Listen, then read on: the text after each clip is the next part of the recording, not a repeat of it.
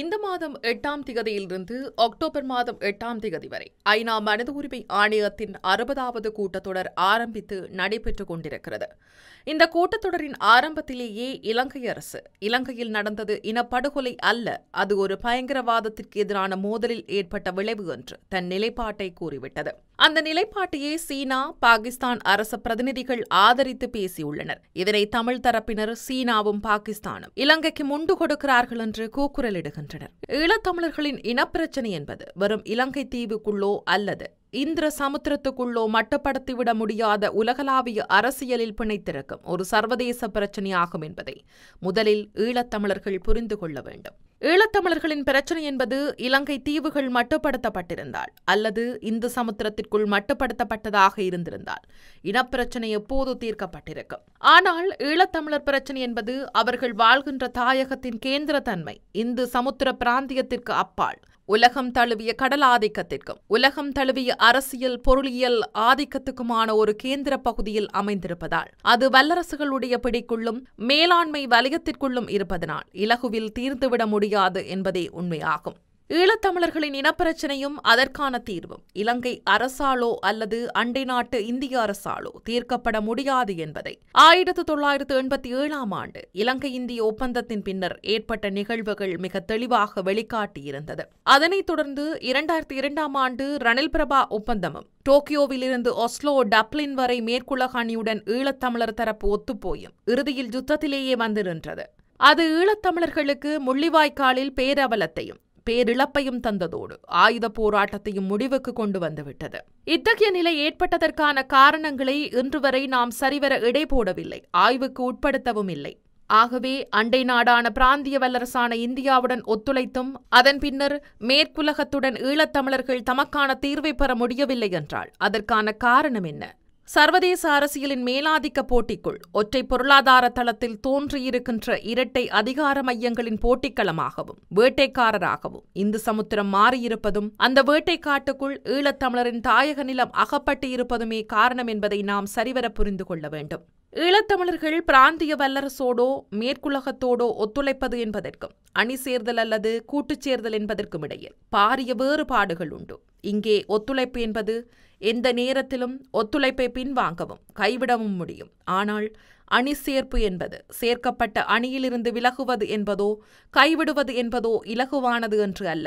ஆகவே அணி சேர்தல் என்பதுவே பலமானதாகவும் நம்மை பலப்படுத்துவதாகவும் அமைவதோடு நம்மை தற்காத்துக் கொள்ளவும் அது வழிகளை திறந்துவிடும்.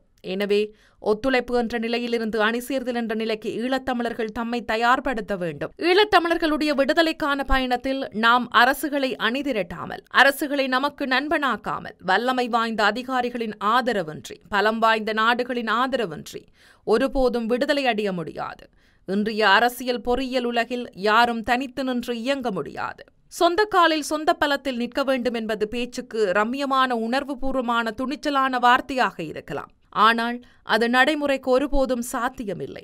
இந்த பூமி பந்தில் அணி சேராமல், கூட்டுச் சேராமல், ஒன்றிலொன்று தங்கி நிற்காமல் வாழ்வும் இல்லை. அவ்வாறே பரஸ்பர நலன்களின் அடிப்படையிலேயே இந்த கூட்டுச் சேரலும் அணி சேரலும் இடம்பெற முடியும். விடுதலை அடைகின்ற போது தமிழ் மக்களுக்கு தனியான நலன் அல்லது 100% நலன் கிடைக்கும் என்று சொல்வது வெறும் கற்பனையே. அந்த விடுதலையில் அண்டை நாடுகள், பிராந்திய நாடுகள், சர்வதேச நாடுகள் என பலவற்றின் பங்குகள் கொடுக்கப்பட வேண்டும். பங்கு போடலும் கூட்டு சேரலும் ஒரு நாணயத்தின் இரு பக்கங்களே.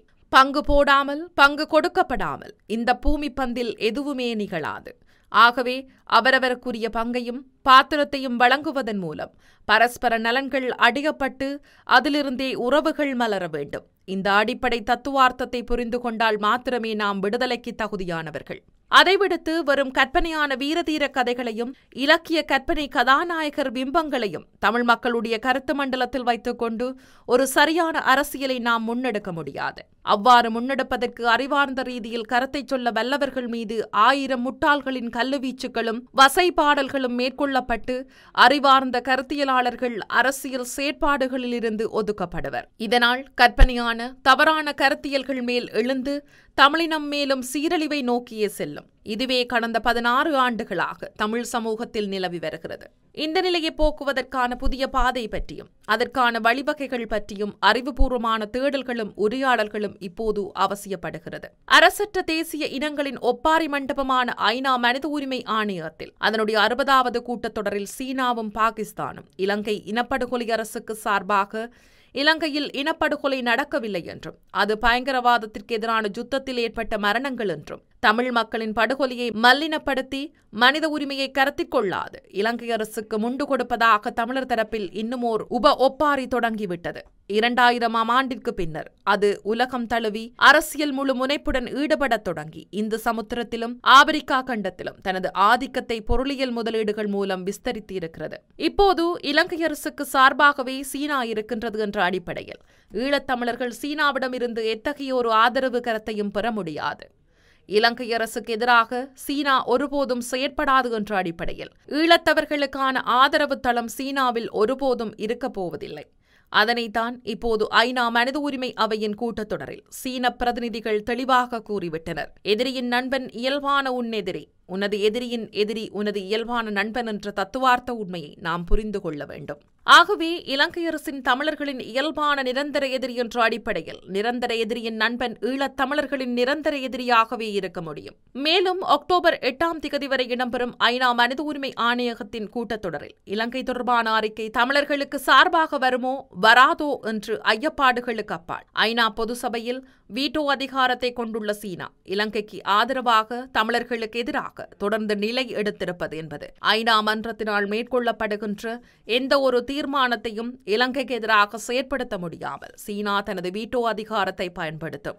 ஆகவே ஐநா மனித உரிமை அவையினால் இலங்கைக்கு எதிரான எந்த ஒரு தீர்மானம் நிறைவேற்றப்பட்டாலும் அந்த தீர்மானத்தை ஐநா பொதுச்சபையிடம் விண்ணப்பிக்கும் உரிமம் மாத்திரமே மனித உரிமை சபைக்கு உண்டு என்ற அடிப்படையில் மனித உரிமை சபையினால் வெறும் காகித அறிக்கையை மாத்திரமே வெளியிட முடியும். அந்த அறிக்கை கூட தமிழர்களுக்கு சார்பானதாகவோ அல்லது தமிழர்களை பலப்படுத்தக்கூடிய வகையிலோ அமையும் என்றும் சொல்வதற்கில்லை. ஒரு பலவீனமான காகித அறிக்கையை மாத்திரமே ஐநா மனித உரிமை ஆணையத்தினால் வெளியிட முடியும். அது தமிழ் மக்களுக்கு எந்த ஒரு தீர்வையும் பெற்றுத்தருவதற்கான வாய்ப்பையும் கொடுக்காது.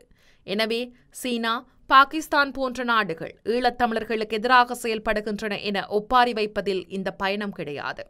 ஆகவே தமிழர்கள் தம்மை ஜனநாயக ரீதியில் தமிழ் தேசிய கட்டுமானங்களை சரிவரச் செய்து அனைத்து தமிழ் தரப்பினரையும் ஒன்றிணைத்து பலம் வாய்ந்த ஒரு ஜனநாயக கட்டமைப்பினூடாக பலம் வாய்ந்த அரசுகளையும் வல்லமை வாய்ந்த அரசுகளையும் எமக்கு சார்பாக அணிதிரட்டுவதன் மூலமே எமக்கான உரிமைகளை வென்றெடுக்க முடியுமே அன்றி இந்த ஒப்பாரி மண்டபங்களில் தஞ்சமடைந்து அதனை மாத்திரமே நம்பி அங்கிருந்து ஒப்பாரி வைப்பதனால் எமக்கு எதுவும் கிடைக்கப் போவதில்லை.